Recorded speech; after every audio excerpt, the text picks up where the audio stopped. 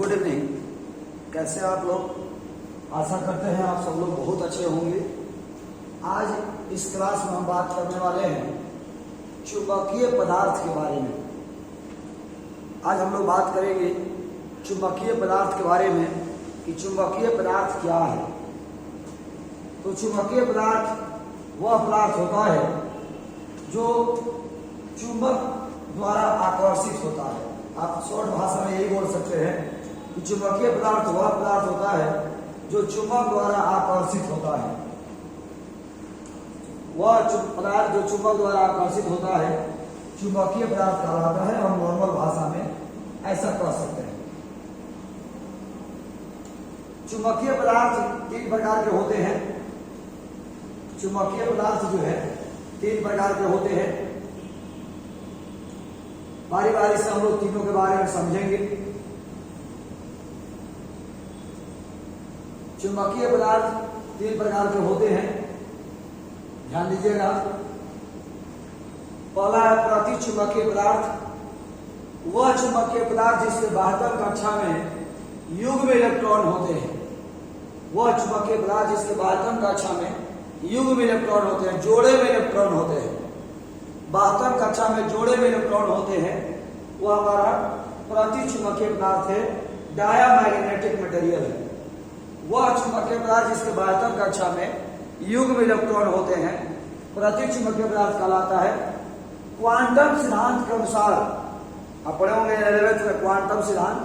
Quantum सिद्धांत के अनुसार किसी भी परमाणु के चारों क्वांटम संख्याएं कभी बराबर नहीं होती। चारों क्वांटम संख्याएं principal quantum number, magnetic quantum number, azimuthal quantum number और स्पिन क्वांटम नंबर पढ़े होंगे आप लोग 11th में। Principal quantum number, magnetic quantum number, azimuthal quantum number, spin quantum number, चारों क्वांटम संख्याएं कभी बराबर नहीं होती है। ये क्वांटम सिद्धांत कहता है। यदि तीन क्वांटम संख्याएं बराबर हो भी जाए, मान लीजिए तीन क्वांटम संख्याएं बराबर हो भी जाए, तो चौथी क्वांटम संख्या जो स्पिन क्वांटम नंबर है कभी बराबर नहीं हो सकता। मान लीजिए, मानने में क्या कहता है, तीन क्वांटम संख्याएं यदि बराबर हो भी जाए तो जो चौथी क्वांटम संख्या है स्पिन क्वांटम नंबर वो कभी बराबर नहीं हो सकता है। क्योंकि एक इलेक्ट्रॉन घड़ी की दिशा में जबकि दूसरा इलेक्ट्रॉन घड़ी के विपरीत दिशा में चक्कर लगाता है। एक इलेक्ट्रॉन घड़ी की दिशा में चक्कर लगाता है जबकि दूसरा इलेक्ट्रॉन घड़ी के विपरीत दिशा में चक्कर लगाता है, जिससे परिणामी चुंबकीय आघूर्ण का मान शून्य हो जाता है। स्वाभाविक सी बात है, जो घड़ी की दिशा में चक्कर लगाता है उसका +1/2 है, तो जो घड़ी के विपरीत दिशा में चक्कर लगाता है उसका -1/2 है। दोनों को जोड़ेंगे 0 हो जाएगा। यही कह रहा है कि किसी भी परमाणु के चारों क्वांटम संख्याएं कभी बराबर नहीं होती है। यदि तीन क्वांटम बराबर हो भी जाए तो चौथी क्वांटम संख्या कभी बराबर नहीं होती है, क्योंकि एक इलेक्ट्रॉन घड़ी के दिशा में चक्कर लगाता है जबकि दूसरा इलेक्ट्रॉन घड़ी के विपरीत दिशा में चक्कर लगाता है, जिससे परिणामी चुंबकीय आघूर्ण का मान शून्य हो जाता है। अतः जब प्रति चुंबकीय पदार्थ को बाह्य चुंबकीय क्षेत्र में रखा जाता है, बाहरी चुंबकीय क्षेत्र में रखा जाता है, तो दोनों इलेक्ट्रॉनों पर एक बल कार्य करता है। स्वाभाविक सी बात है, दो इलेक्ट्रॉन है, एक इधर चक्कर लगा रहा है, एक इधर चक्कर लगा रहा है, तो दोनों इलेक्ट्रॉन पर बल लगता है। जब बाहरी चुंबकीय क्षेत्र में रखेंगे तो दोनों पर एक बल लगेगा। तो दोनों पर जब बल लगेगा तो एक इलेक्ट्रॉन के लिए सपोर्ट होगा और एक इलेक्ट्रॉन के लिए बाधा का काम करेगा। मतलब एक इलेक्ट्रॉन का वेग बढ़ेगा और दूसरे इलेक्ट्रॉन का वेग घटेगा। मान लीजिए दो इलेक्ट्रॉन है, एक इलेक्ट्रॉन ऐसे चक्कर लगा रहा है और दूसरा इलेक्ट्रॉन ऐसे चक्कर लगा रहा है, तो जब ऊपर से बल लगाएंगे तो इसके लिए तो हेल्प का काम करेगा, लेकिन इसके लिए रुकावट का काम करेगा। वही कह रहा है कि एक इलेक्ट्रॉन का वेग बढ़ जाता है जबकि दूसरा इलेक्ट्रॉन का वेग घट जाता है। अतः परिणामी चुंबकत्व उत्पन्न हो जाता है। इस प्रकार प्रति चुंबकीय पदार्थ में चुंबकत्व तब ही उत्पन्न होता है जब हम उसे बाहरी चुंबकीय क्षेत्र में रखते हैं। स्वाभाविक सी बात है, क्योंकि रियलिटी में तो उसका चुंबकीय आघूर्ण शून्य है, उसका परिणामी चुंबकीय आघूर्ण शून्य है। लेकिन जब बाहरी चुंबकीय क्षेत्र में रखते हैं तो एक का बढ़ गया, एक का घट गया, तो परिणामी चुंबकत्व प्राप्त हो गया। इसीलिए कहता है कि प्रति चुंबकीय पदार्थ में परिणामी चुंबकत्व तब ही प्राप्त होता है, प्रति चुंबकीय पदार्थ में परिणामी चुंबकत्व तब ही प्राप्त होता है जब उसे बाह्य चुंबकीय क्षेत्र में रखा जाता है। अतः प्रति चुंबकीय पदार्थ में उत्पन्न चुंबकत्व को प्रेरित चुंबकत्व कहा जाता है। प्रति चुंबकीय पदार्थ में उत्पन्न चुंबकत्व को प्रेरित चुंबकत्व कहा जाता है। प्रति चुंबकीय पदार्थ में उत्पन्न चुंबकत्व को प्रेरित चुंबकत्व कहा जाता है। यह रहा आपका प्रति चुंबकीय पदार्थ। दूसरा है अनुचुंबकीय पदार्थ। अनुचुंबकीय पदार्थ वह चुंबकीय पदार्थ है जिसके बाह्यतम कक्षा में अयुग्म इलेक्ट्रॉन होते हैं, मतलब जोड़े में नहीं रहते हैं। ये तो बड़ा आसान है, उसमें जोड़ा में था इसलिए जीरो था, +1/2 -1/2 0, +1/2 -1/2 0। इसमें बाह्यतम कक्षा में अयुग्म इलेक्ट्रॉन होते हैं, अनुचुंबकीय पदार्थ कहलाता है। अनुचुंबकीय पदार्थ में अयुग्म इलेक्ट्रॉन होने के कारण परिणामी चुंबकत्व हमेशा उपस्थित होता है। आप भी जानते हैं अनुचुंबकीय पदार्थ में जब अयुग्म इलेक्ट्रॉन है तो उसमें परिणामी चुंबकत्व हमेशा रहेंगे। अनुचुंबकीय पदार्थ में अयुग्म इलेक्ट्रॉन हमेशा होते हैं, इसके वजह से उसमें परिणामी चुंबकत्व हमेशा उपस्थित होता है। अतः अनुचुंबकीय पदार्थ हमेशा चुंबकित रहता है।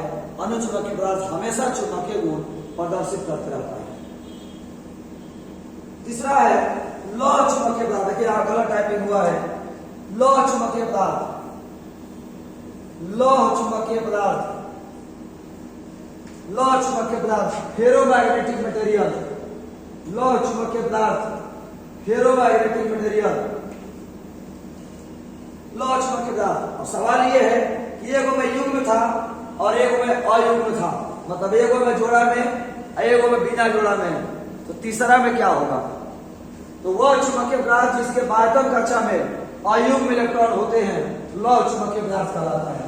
अब सवाल समझिए, अनुचुंबकीय पदार्थ में भी अयुग्म इलेक्ट्रॉन थे, लौह चुंबकीय पदार्थ में भी अयुग्म इलेक्ट्रॉन है, तो दोनों में डिफरेंट क्या है?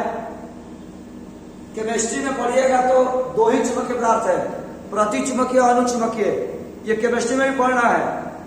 केमिस्ट्री में दो ही चुंबकीय पदार्थ होते हैं, प्रति चुंबकीय पदार्थ और अनुचुंबकीय पदार्थ। केमिस्ट्री में लौह चुंबकीय पदार्थ नहीं मिलता है, लेकिन फिजिक्स में लौह चुंबकीय पदार्थ आपको मिलता है। लौह चुंबकीय पदार्थ क्या है? तो वह चुंबकीय पदार्थ जिसके बाह्यतम कक्षा में अयुग्म इलेक्ट्रॉन होते हैं लौह चुंबकीय पदार्थ कहलाता है।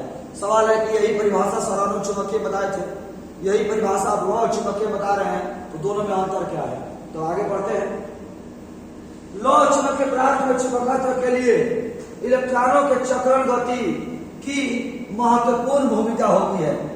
इलेक्ट्रॉनों के चक्रण गति की महत्वपूर्ण भूमिका होती है। इलेक्ट्रॉनों के चक्रण गति की महत्वपूर्ण भूमिका होती है। लौह चुंबकीय पदार्थ में लौह चुंबकीय पदार्थ में चुंबकत्व प्राप्त करने के लिए इलेक्ट्रॉनों की महत्वपूर्ण भूमिका होती है। इलेक्ट्रॉनों के चक्रण गति के कारण इलेक्ट्रॉनों की कुछ संख्याएं छोटे छोटे समूहों में बढ़ जाती है। इलेक्ट्रॉनों के स्पिन के कारण, चक्रण गति के कारण इलेक्ट्रॉनों की कुछ संख्याएं छोटे छोटे समूहों में बढ़ जाती है। इन समूहों को डोमेन कहा जाता है। डोमेन में इलेक्ट्रॉन एक ही दिशा में होते हैं। डोमेन में इलेक्ट्रॉन एक ही दिशा में होते हैं, अतः प्रत्येक डोमेन एक चुंबक होता है। डोमेन में जो इलेक्ट्रॉन होते हैं, थोड़ा समझने की कोशिश करिएगा। ये मान लीजिए, इसको आप ऐसे देखते हैं,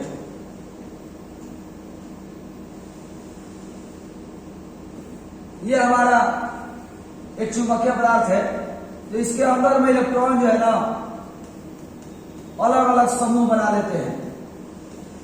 इलेक्ट्रॉन जो है अलग अलग समूह बना लेते हैं।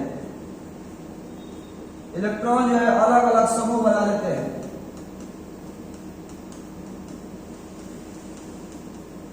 इस तरह से इसी समूह को हम क्या कहते हैं? तो डोमेन कहते हैं। इस समूह को हम क्या कहते हैं? डोमेन कहते हैं। इस समूह को हम डोमेन कहते हैं। एक डोमेन ये है, दूसरा डोमेन ये है, तीसरा ये है, चौथा ये है, पांचवा ये है। ये सब अलग अलग डोमेन है। तो एक डोमेन जो है वो तो चुंबक है, और जब सभी डोमेन को एक ही दिशा में सजा देंगे, जब सभी डोमेन को एक ही दिशा में सजा देंगे तो पदार्थ आसानी से चुंबकीकृत हो जाएगा। ये डायग्राम आप लोग लौह चुंबकीय पदार्थ के लिए बना लीजिएगा। ये डायग्राम आप लोग लौह चुंबकीय पदार्थ के लिए जरूर बना लीजिएगा। वही कह रहा है प्रत्येक डोमेन एक चुंबक होता है। यदि सभी डोमेन को एक ही दिशा में सजा दिया जाए तो लौह चुंबकीय पदार्थ चुंबकीकृत हो जाता है। अतः लौह चुंबकीय पदार्थ को चुंबकीकृत करना बहुत ही सरल होता है। लौह चुंबकीय पदार्थ को चुंबकीकृत करना बहुत ही आसान होता है। प्रतिचुंबकीय अनुचुंबकीय में सब जैसे तैसे है तो सबको सजाना है थोड़ा मुश्किल होगा, लेकिन लौह चुंबकीय पदार्थ में ऐसी बात नहीं है। लौह चुंबकीय पदार्थ में कुछ सजे हुए हैं, बस बाकी को सजा देना है। बाकी को सजा दीजिएगा, सब अपने आप चुंबकीकृत हो जाएंगे। इसीलिए कहता है लौह चुंबकीय पदार्थ को चुंबकीकृत करना बाकी की अपेक्षा ज्यादा आसान है। लौह चुंबकीय पदार्थ को चुंबकीकृत करना बाकी की अपेक्षा ज्यादा आसान है। लौह चुंबकीय पदार्थ को चुंबकीकृत करना बाकी की अपेक्षा ज्यादा आसान है। अभी हम लोग तीनों में अंतर पढ़ेंगे कि प्रतिचुंबकीय पदार्थ, अनुचुंबकीय पदार्थ और लौह चुंबकीय पदार्थ में क्या अंतर है। प्रतिचुंबकीय पदार्थ, अनुचुंबकीय पदार्थ और लौह चुंबकीय पदार्थ में क्या अंतर है, हम लोग ये समझेंगे। पहला है प्रतिचुंबकीय पदार्थ ठोस, द्रव और गैस तीनों अवस्था में होता है, जैसे कि चांदी, तांबा, हाइड्रोजन एवं जल। ये ठोस हो गया, ये द्रव गैस हो गया, ये द्रव हो गया। तो प्रतिचुंबकीय पदार्थ ठोस, द्रव और गैस तीनों अवस्था में होता है। अनुचुंबकीय पदार्थ ठोस, द्रव और गैस तीनों अवस्था में होता है, जैसे कि प्लैटिनम, ऑक्सीजन गैस, द्रव ऑक्सीजन। लौह चुंबकीय पदार्थ केवल ठोस अवस्था में होता है, लोहा, निकेल और कोबाल्ट, ये मात्र तीन ही एग्जाम्पल है। लौह चुंबकीय पदार्थ केवल ठोस अवस्था में पाया जाता है। प्रतिचुंबकीय पदार्थ ठोस, द्रव और गैस तीनों अवस्था में होता है। अनुचुंबकीय पदार्थ ठोस, द्रव और गैस तीनों अवस्था में होता है। लौह चुंबकीय पदार्थ केवल ठोस अवस्था में होता है, लोहा, निकेल और कोबाल्ट। प्रतिचुंबकीय पदार्थ इसे चुंबकीय क्षेत्र में लटकाने पर विकर्षण होता है, ये जरूर ध्यान रखिएगा।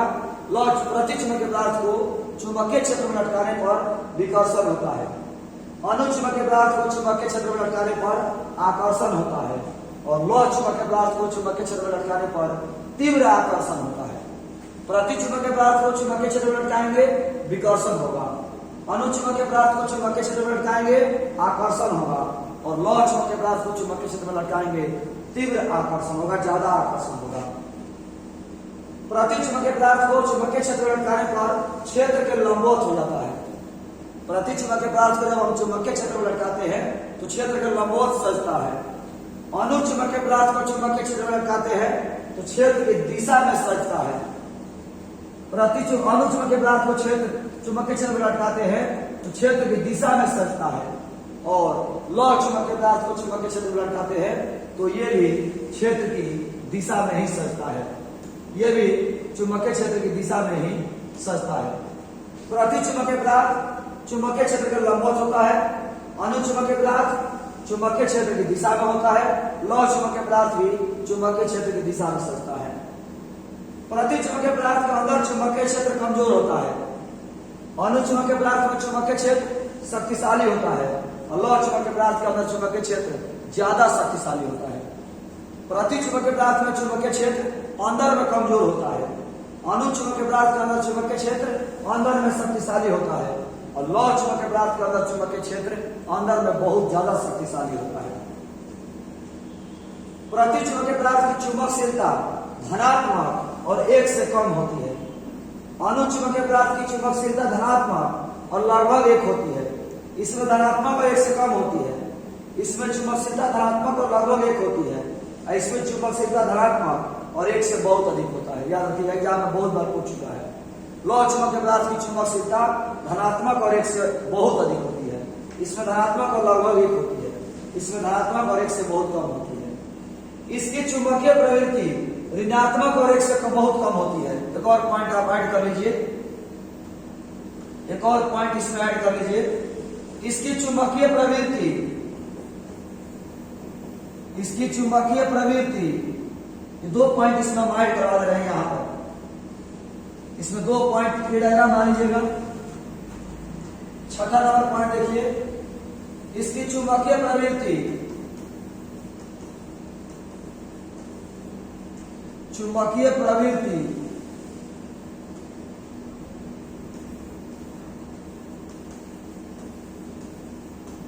ऋणात्मक एवं 1 से बहुत कम होती है।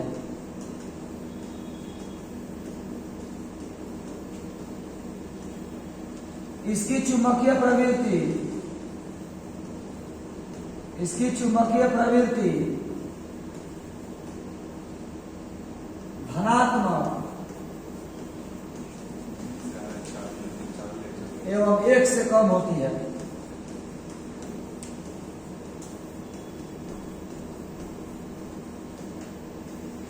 इसकी चुंबकीय प्रवृत्ति, इसकी चुंबकीय प्रवृत्ति धनात्मक एवं 1 से बहुत अधिक होता है। ये एक पॉइंट आप लोग इसमें और ऐड कर सकते हैं। इसके अलावा एक और पॉइंट ऐड करिए, यह क्यूरी नियम का पालन नहीं करता है। यह क्यूरी नियम का पालन नहीं करता है। यह क्यूरी नियम का पालन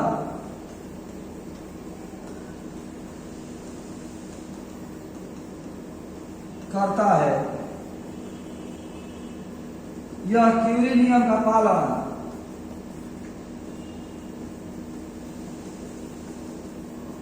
करता है। एक और पॉइंट देख लीजिए 8 नंबर में, इसका क्यूरी बिंदु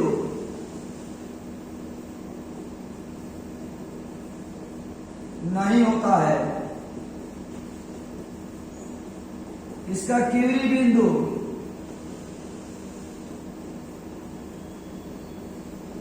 निश्चित नहीं होता, मतलब होता है लेकिन निश्चित नहीं होता है।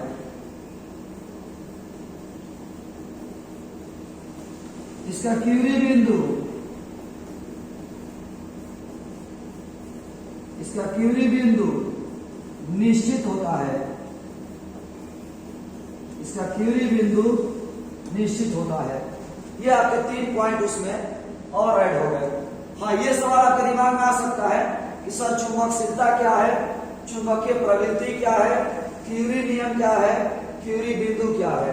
ये सब सवाल आपके दिमाग में आ सकते हैं कि क्यूरी नियम क्या है, चुंबकशीलता क्या है, चुंबकीय प्रवृत्ति क्या है, क्यूरी बिंदु क्या है, क्यूरी ताप क्या है। ये सब आपके दिमाग में आ सकते हैं। तो इसके बारे में हम लोग अगले क्लास में कल डिस्कस करेंगे। तो आज की इस क्लास में इतना ही। धन्यवाद। जय हिंद बहादुर।